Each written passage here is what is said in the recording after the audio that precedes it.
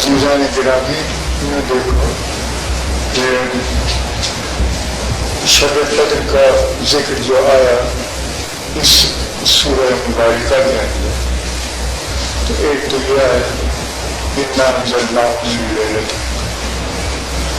اور ایک پھر ہے تنزل الملائکۃ والروح فیہا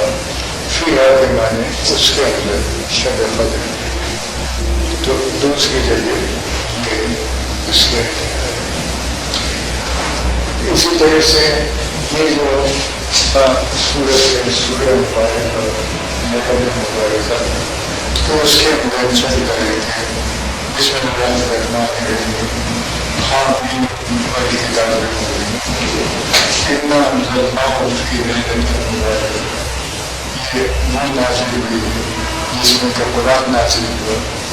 کہ نازل کیا اس کو ہم نے لیلۃ المبارکہ کے اندر،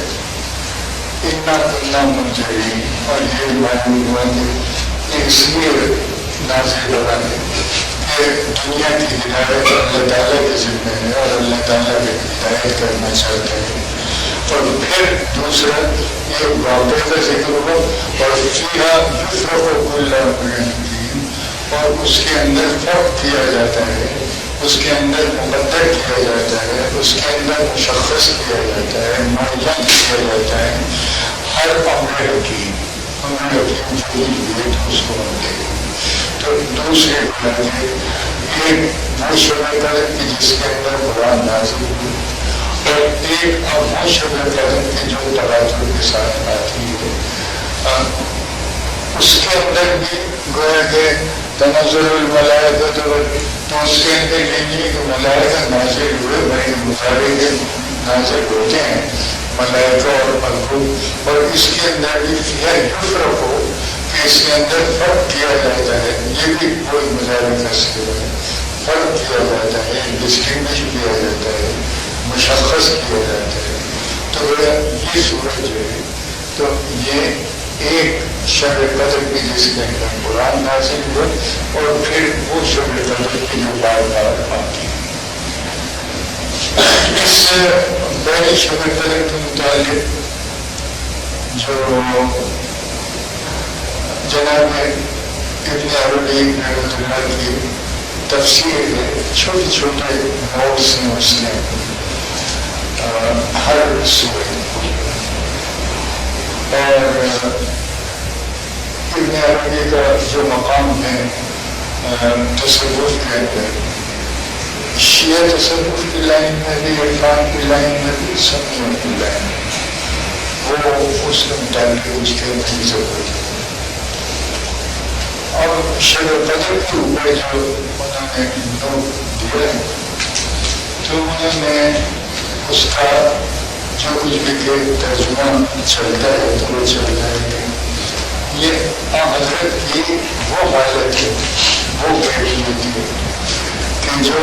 شہود ذاتی کے بعد یعنی اللہ تعالیٰ سے نزدیکی، اللہ تعالیٰ سے جو قرب جتنا زیادہ سے زیادہ ہو سکتا ہے، پھر وہ کیفیت اس میں کہ جس میں حضور نے خود فرمانے کے وقت کے اللہ تعالیٰ کے ساتھ میرا وہ وقت بھی ہوتا ہے کہ جس کے اندر کوئی ملائکہ مقرر نہیں، یعنی صرف اللہ تعالیٰ کی ذات اور محمد مصطفیٰ کی ذات۔ تو یہ شہود ذاتی کے بعد یعنی مقام خلت کے اندر، ایک نزدیکی کے اندر، خلیل مانے دوستی، ولی اللہ ہونا، نزدیک ہونا، اس کے اندر معتجب ہونا، اس کے اندر تمام دنیا سے کباب ہو گئے، اور ایک خلوت کے پردے کے اندر کہ جس کے اندر حضور صلی اللہ نے خود یہ فرمایا کہ میں اور اللہ تعالیٰ کے ساتھ میرا وہ وقت پہ ہوتا ہے کہ جس کے اندر کوئی ملائکہ مقرر نہیں ہوتی۔ تو یہ وہ کیفیت ہے، اس لیے کہ بغیر ایسی کیفیت کے قرآن ایک ساتھ نازل نہیں ہو سکتا۔ مگر قرآن کے ایک ساتھ نازل ہونے کا مطلب یہ ہے کہ یہ ایک خلت کی اور خلوت کی بات ہے، یہ اس موقع کی بات ہے، اس جگہ کی بات یہ کہ جس جگہ اور کوئی فرشتہ اس کے اندر بیچ میں نہیں آتا، کوئی ملائکہ مقرر میں سے کوئی نہیں آتا۔